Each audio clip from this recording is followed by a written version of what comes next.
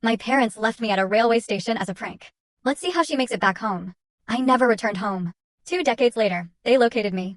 This morning, 29 unanswered calls. Can you imagine being 12 years old, watching your parents drive away, laughing as they shouted, "Let's see how she finds her way home"? That moment shattered my world. And it all came flooding back this morning when my phone lit up with 29 missed calls from a number I didn't recognize. My name is Megan Miller, I'm 32, a graphic designer in Chicago, and believe me, they found me. Before I tell you how that terrifying voicemail brought my past crashing back, you need to understand how my life in Ridgeview, Pennsylvania, was like living in two completely different worlds. To outsiders, we were the perfect American family, Frank and Karen Taylor, successful small business owners, with their 2 kids, Ethan and me, Jennifer, now Megan. But behind closed doors, our home was an unpredictable minefield.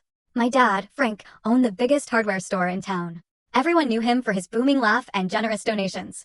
My mom, Karen, ran a bakery famous for her blue ribbon apple pies. They were the ideal couple. But the Frank and Karen I knew were different people entirely. Dad's friendly demeanor would vanish the second he stepped through our front door. His drinking started around dinner and escalated through the evening. A bad day at the store meant we walked on eggshells at home. And Mom? Instead of protecting us, she became his most loyal enabler, always making excuses. "Your father works so hard for this family," she'd say, or "he just needs to blow off some steam." Their parenting philosophy was what they called tough love. But it was just cruelty disguised as discipline. It included teaching moments that anyone else would recognize as emotional abuse. I remember when I was 7, they left me at a grocery store for over an hour because I'd asked for candy. "Maybe now you'll learn not to be so greedy," Mom had sneered when they finally returned, finding me crying by the customer service desk. The manager had actually been about to call the police. My older brother, Ethan, had it differently. He was the golden child. Star quarterback, straight-A student, Dad's fishing buddy.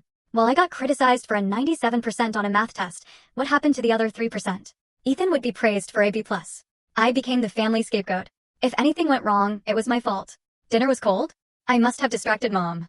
Dad had a bad day? Probably because he was up late helping me with homework. The psychological burden was crushing for a child.